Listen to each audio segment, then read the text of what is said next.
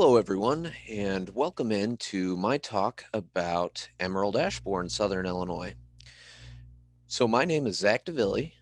I'm an extension forestry research technician with the University of Illinois. I work out of the Dixon Springs Agriculture Center. And I also coordinate for the Illinois Forestry Association. But with extension forestry, what most of my time is spent on is our emerald ash borer research, which focuses on emerald ash borer's impact to Southern Illinois high-use recreation areas.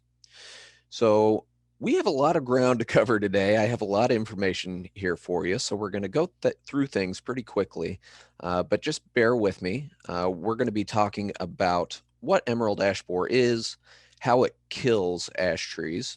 We'll look into our research we're doing a little bit down here.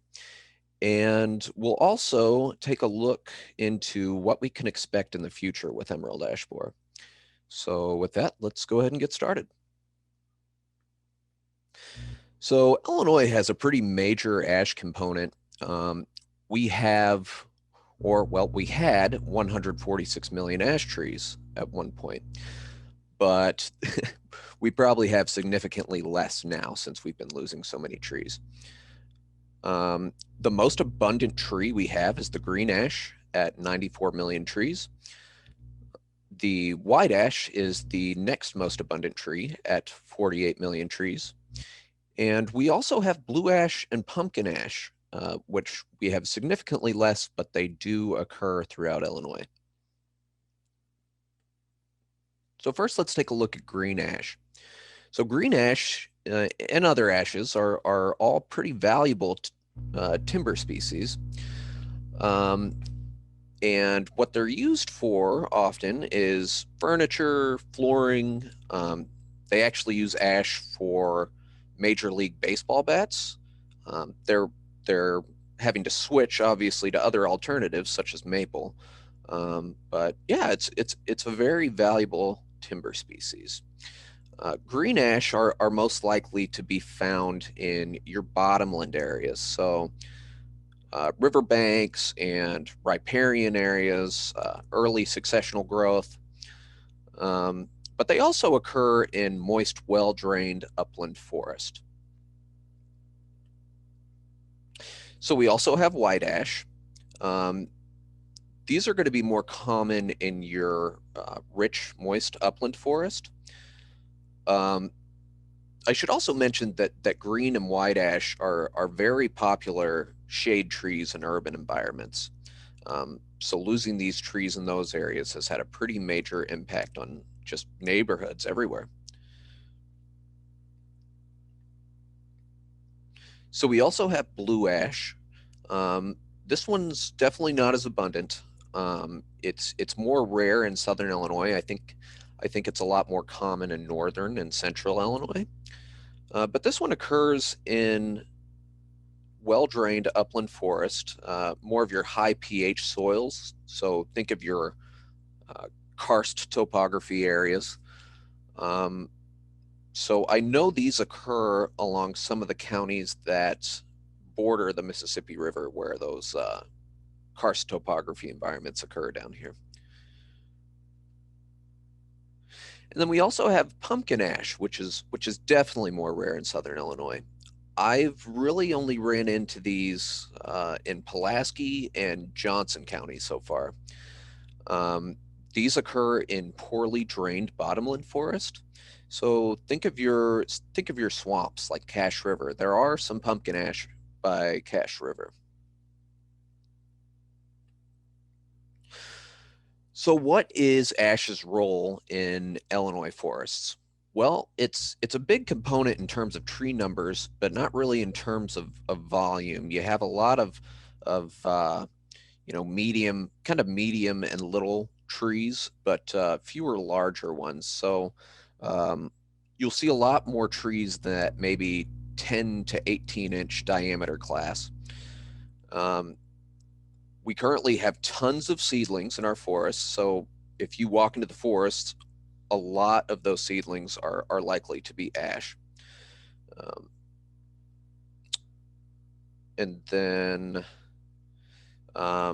green ash and some of the other ash are extensively used in reforestation plantings, while green ash specifically in bottomlands.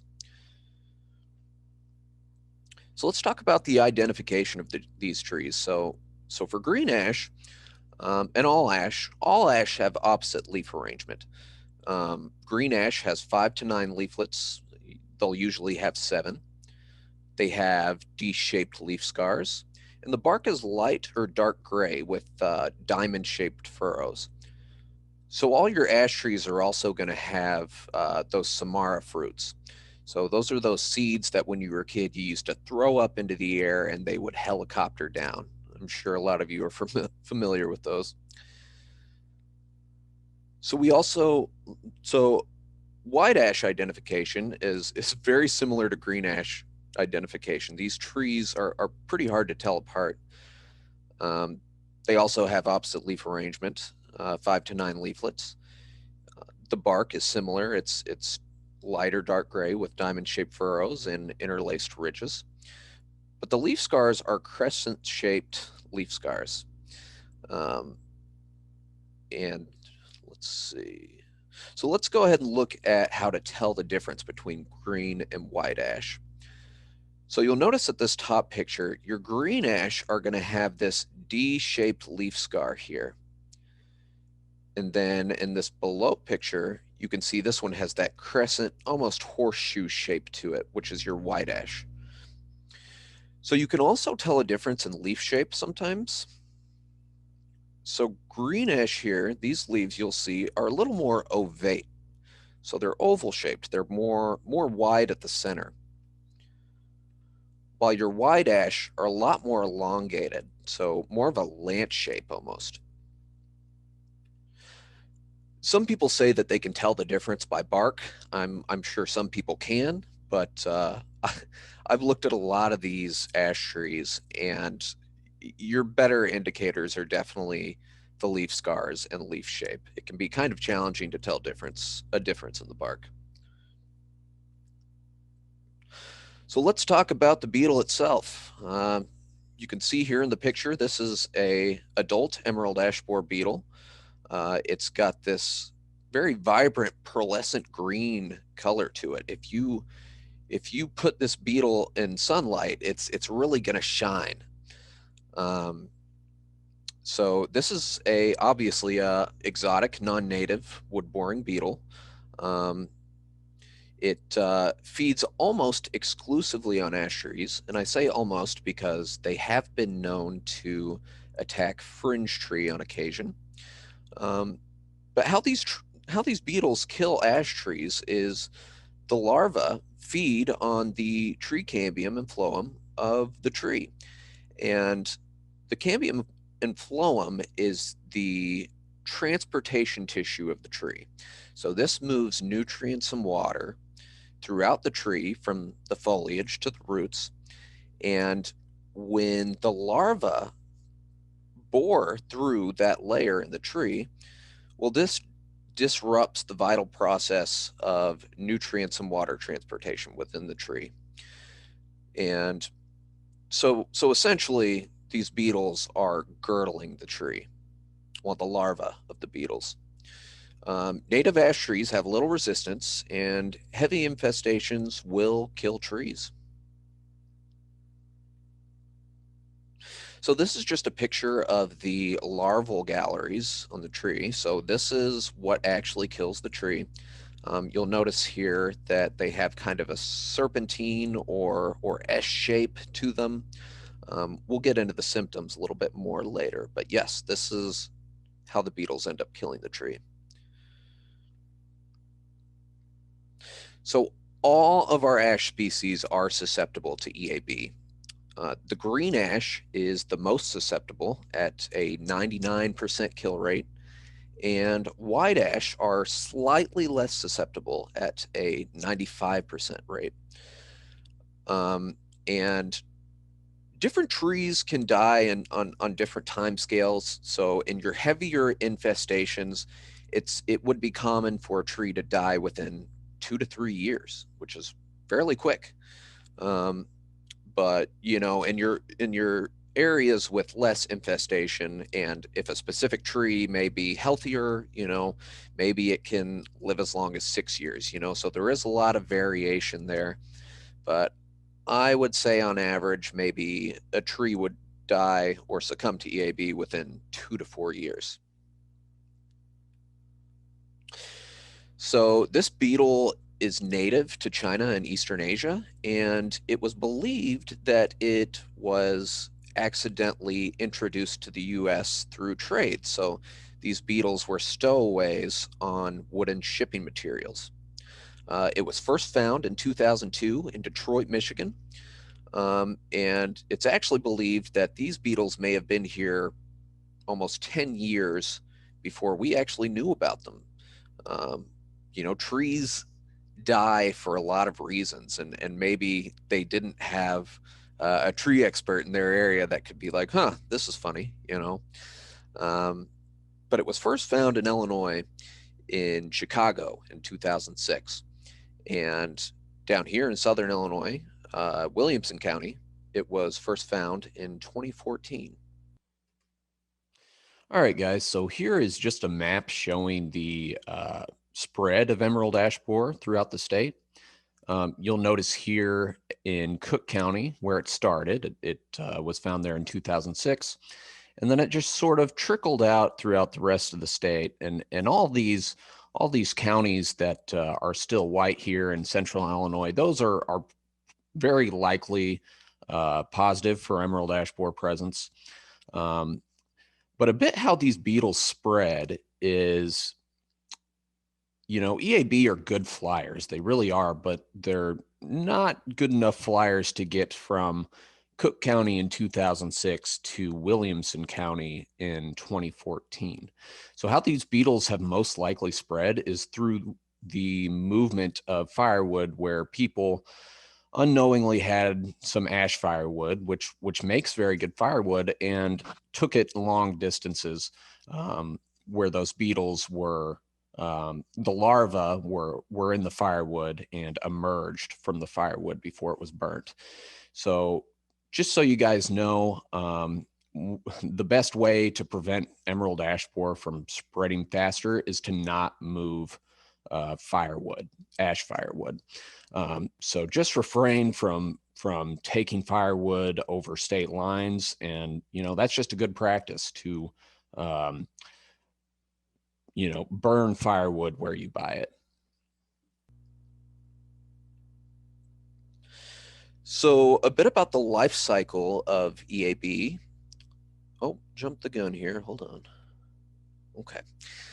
So adults emerge from mid-May to mid-June, with peak activity occurring from mid-June to mid-July. So the adults will emerge and feed on foliage before they mate. The mated females will actually feed for an additional 2 weeks after mating and before laying eggs. Females can lay from 60 to 100 eggs in bark crevices. And then after that, the eggs will hatch in around 7 to 10 days. So EAB larvae go through 5 instars. They'll be very small at first and gradually get bigger. And then in their 5th instar, they end up in this J-shaped larva stage. So these are J larvae. The first instar chew through the outer bark and feed on cambium and phloem.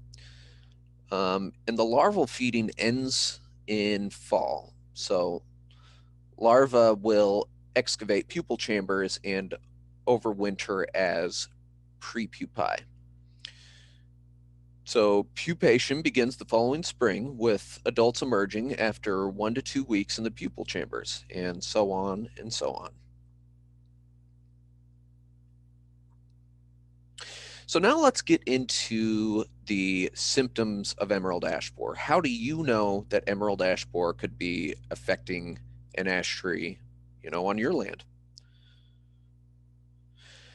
So one of the most well, one of the best indicators without peeling away bark is the D-shaped exit hole. So these are fairly small, and I don't know of any other wood-boring beetles that do this distinct D shape with a flat side to it.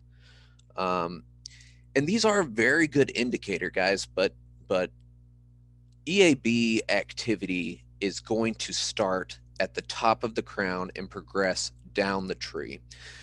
So a lot of times when you're able to see these D shapes at eye level, EAB has already progressed pretty rapidly throughout that tree before you can detect those D shapes. So it's not one of the better indicators to detect EAB early, but yet it is a very good indicator of EAB.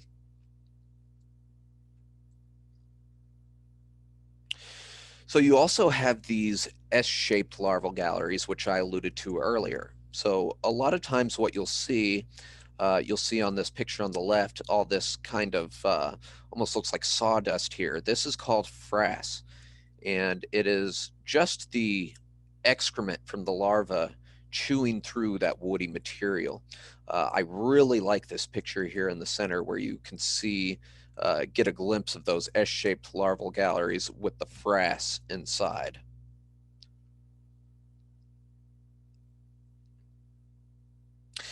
So one of the earliest indicators you can use when you're trying to tell if a tree is infested with emerald ash borer, just look up, because crown dieback and loss of foliage density is one of the earliest signs of emerald ash borer activity.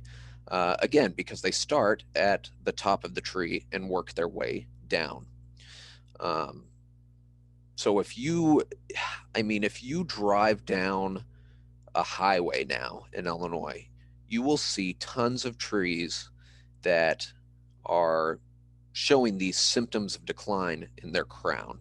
And there's there's a good possibility that those trees are ash trees and are suffering from emerald ash borer infestations. And with these, again, you'll just get your foliage will be less dense. You'll have branches that are dying back. So it's pretty obvious at a certain point. And at the beginning, what you may just notice is a few branches that are starting to die back. But again, this is the best indicator to detect infestations early. So blonding, this is another really good indicator. So blonding is from woodpecker activity. So woodpeckers are a natural predator of emerald ash borer, and it's mostly just because it's such an abundant food source for them now. So what happens is those woodpeckers scrape away this outer layer of bark. That this is called flecking, and it gives the appearance that the tree is blonding. So another great indicator of emerald ash borer presence is Epicormic shoots. So this is a defense mechanism of the tree. Most deciduous trees will do this when they're stressed. So what you'll notice with this picture on the right is, that crown is probably not there. It's probably declined so far that the tree needs to send out these epicormic shoots to try to conduct photosynthesis. So it's kind of a last chance effort to survive when the rest of the tree has failed. So yes, that's another great indicator of emerald ash borer, as long as the tree is an ash. And then bark splitting. So you will have bark splitting sometimes on trees when they're affected by emerald ash borer. So that's another good thing to look out for. And then just widespread tree mortality. So in a lot of these areas where you have, a heavy ash component, Emerald ash borer is spreading very, very quickly through these sites. And so if you have a lot of trees that have died or are starting to die, there's a good chance right now that those are ash trees and that they're being affected by emerald ash borer.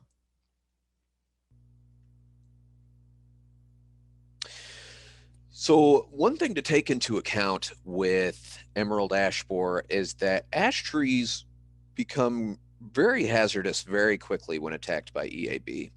Um, the structural integrity of the trees degrade very quickly. The wood becomes susceptible to cracking. There's limb failure. Entire trees can fall down.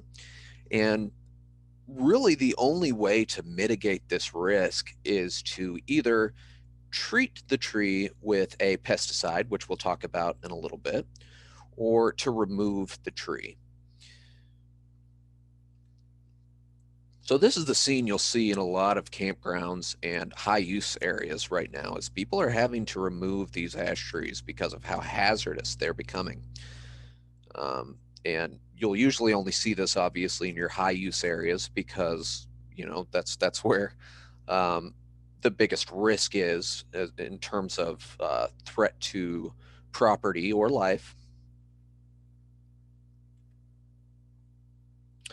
All right, so let's get into the emerald ash borer research we're doing here in Southern Illinois. So what we're doing is, you guys may have seen these at some different sites throughout Illinois the past 2 years. But what we're doing is we're trapping for emerald ash borer's presence. And how we do this is we set these traps called Lindgren funnel traps into the crown of a tree. And these traps we put a hexanol pouch at the top of the trap, which actually attracts the beetles to the trap. And then those beetles fall into these little cones here and fall all the way down into this little white reservoir cup at the bottom, which we fill with antifreeze to preserve the beetles. What we do is we go out there and we check these sites every 2 weeks. The trapping takes place from mid-May to late July. And in 2019, we trapped 40 campgrounds and high-use recreation areas. Simply because of time constraints, we had to lessen the amount of sites we trapped in 2020, but we kept all the sites that have the most significant ash component within those sites. So here's just a map showing all the different areas that we trapped in. So all these blue triangles here, those are where we set our traps in all these different areas.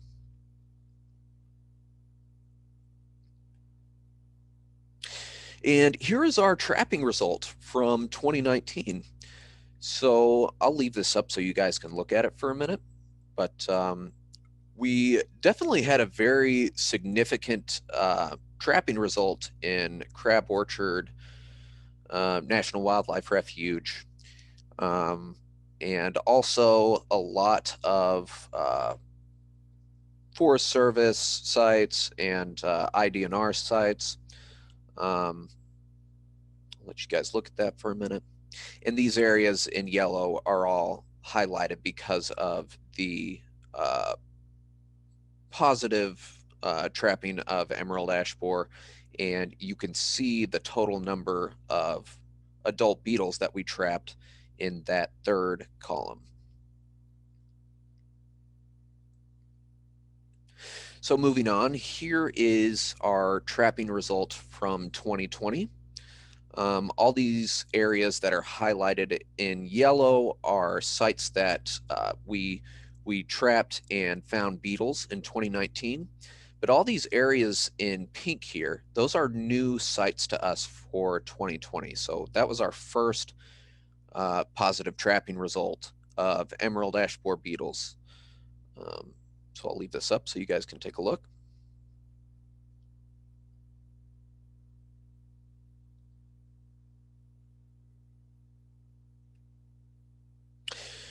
So the next part of our research that we were doing, we really wanted to go in and monitor ash populations within these sites.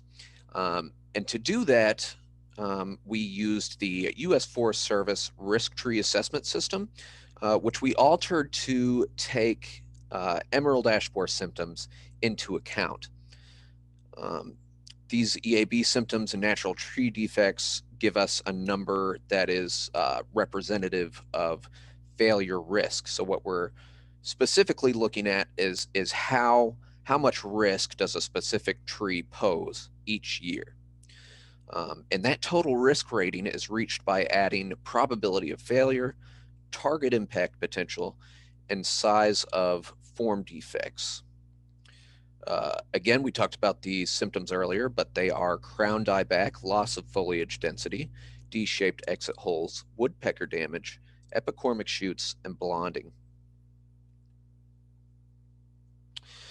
So what is probability of failure? So probability of failure is the tree's potential to fail at any given time. And we assess 1 through 4 points to these trees. The probability of failure is taken by combining EAB ash decline symptoms with defective parts on the tree, which may already be on the tree. You know, they may not be related to EAB. But it just goes from a low probability of failure, moderate, high, to a very high probability of failure with worsening symptom conditions on the tree. We also took into account the size of defective parts that are on the tree. So maybe maybe you have some root damage already on the tree, or maybe you have a large branch that has died back, which makes the tree more hazardous. And we assign points to the tree 1 through 3, with the first being parts less than 4 inches in diameter, the second point being from 4 inches to 20 inches in diameter, and then the third point being assigned when there is a defective part being greater than 20 inches in diameter, which that's pretty big. So if something's bigger than 20 inches in diameter, a defective part on the tree, usually it would be the entire tree that's defective. And that third thing we take into account is target impact potential, which is pretty self-explanatory in the name. We assign points 1 through 4, so it can be negligible, minor, significant, or severe target impact potential. And this just depends on where the tree is geographically located. So if the tree is in the middle of the woods, not around a trail, and is not likely to get much traffic, that's going to be assigned a negligible target impact potential, where when you have a tree that is directly over a campground or a structure, that's going to be a severe target impact potential. So those factors, we put those together to get a ash tree's risk rating from 3 to 12 points. 3 to 6 points will be a low risk tree. Usually these are going to be your healthy ash trees. And then 7 to 8 points is going to be your moderate risk trees. These trees are going to be when your significant symptoms of decline start to creep in. And then 9 to 12 points is a high risk tree, which has which is more significant in terms of its symptoms of decline. These are when the trees start to become a lot more hazardous. So with this system, we went out and we assessed all these trees at these different areas that we trapped in. And basically what we did with that information after grading the trees is we created these maps. So this is the EAB ash tree risk assessment map that we produce. And all these green dots represent a low risk tree. The yellow dots represent a moderate risk tree, and the red dots represent a high risk tree. If you see any white dots, those are going to be trees that have been removed or that we couldn't find from our previous year's assessment. And then the blue triangles, again, are just the where we put our traps. The other type of map that we produced was the ash tree decline map from 2019 to 2020, basically just comparing the risk ratings to assess the decline from the first to the second year. And the green dots here represent no change or a decline in risk rating. The orange dots here represent a increase in risk rating, and the red dots represent a dramatic increase in risk rating. So these maps really help us just kind of assess the decline from our previous year's assessment.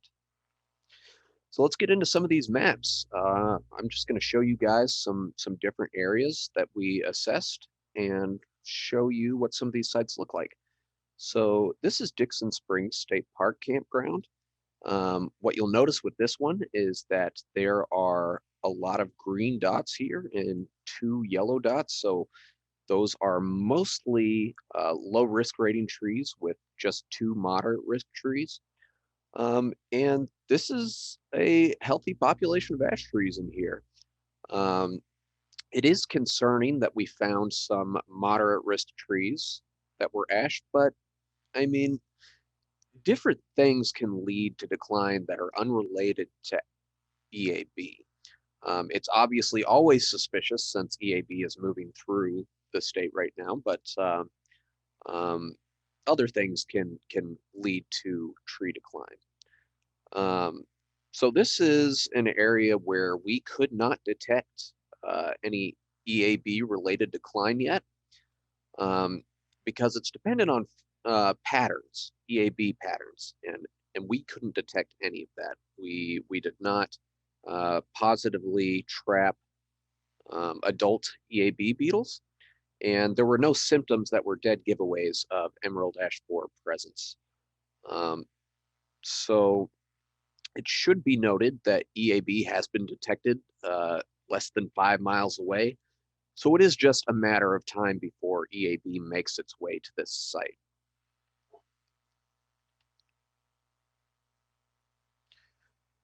So this is Pounds Hollow Campground. This is our EAB ash tree risk assessment map. And what you'll notice with this is that there are a lot of ash trees in this campground. It has a significant ash component. But you'll notice that a lot of these dots, they're green, which means they're low risk trees. So therefore, these appear to be healthy ash trees. And this was the scene in 2019 when we got there, and nothing really jumped out at us that, emerald ash borer could be affecting this campground. But when we returned in 2020, this is what we found there. So look at all these moderate risk trees that started popping up around the campground.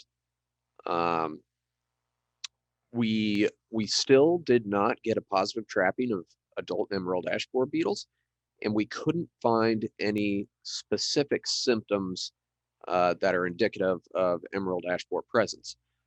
But we are very suspicious that this campground has emerald ash borer activity, because what else would lead to such a dramatic decline within the site?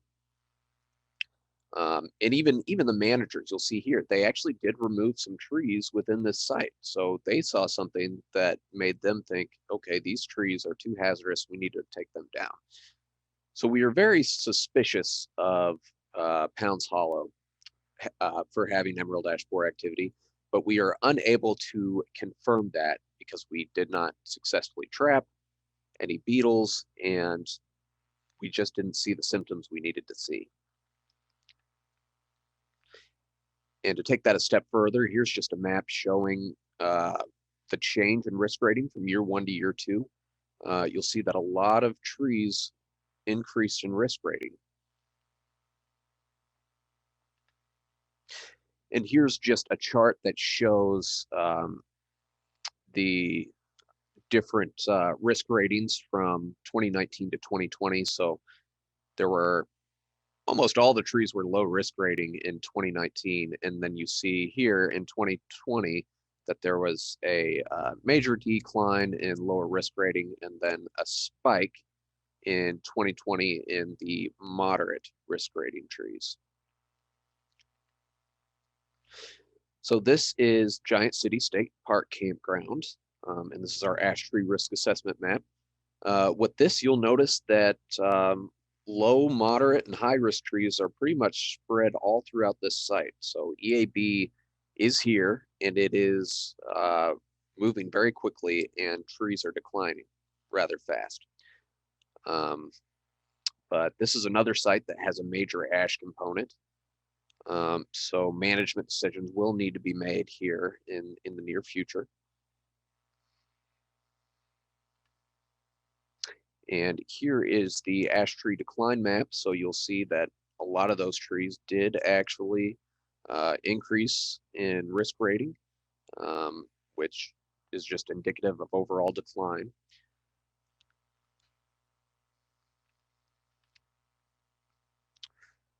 So this map is of Little Grassy Lake Campground.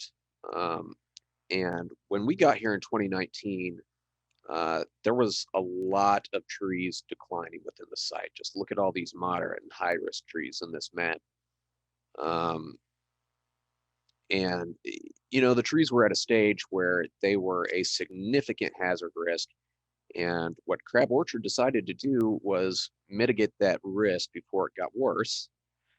And they ended up, well, here's what some of the trees look like at the site. So this one on the left actually looks fairly healthy, but the picture on the right, this tree has had some obvious loss of foliage and crown dieback. But this is what they had to do. They had to remove almost all of the ash trees within the site. So this is unfortunately what's going to have to happen at a lot of these locations when the ash trees get to that stage of being very hazardous.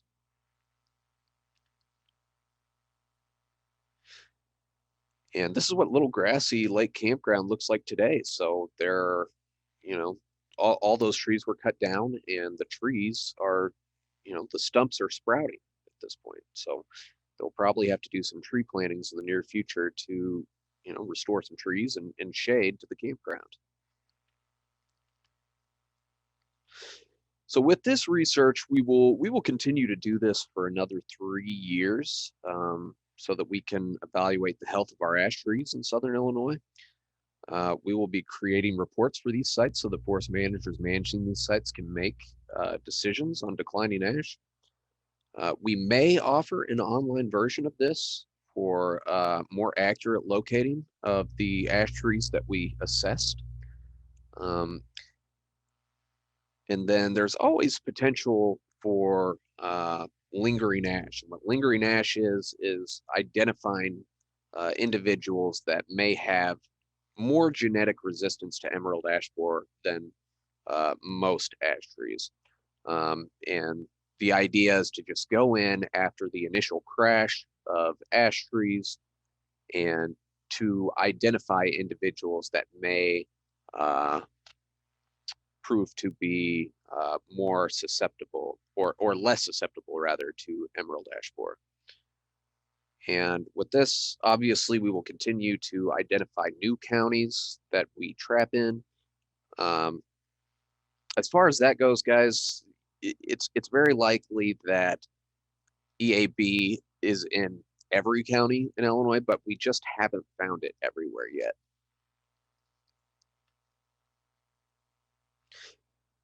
And well, some of the value of this research is just to provide a resource for forest managers managing these sites. Just the value of documenting the progressive decline of ash trees for 5 years. and identifying sites with the highest risk of causing damage or injuring visitors. So what can we expect in the future? Well, as EAB moves into the area, expect a sharp increase in ash mortality, leading to near complete mortality within 10 to 15 years. Spread throughout natural forests will be slower than spread throughout residential areas, more of your urban environments. There will be little to no recovery of ash following the crash. There will be a lot of dead standing trees and down woody debris within the forests, which will lead to canopy gaps. And as mature ash trees die, there will be little to no seed production. So ash don't really create much of a seed bank. So existing seedlings will mature and will be killed by emerald ash borer with no replacement.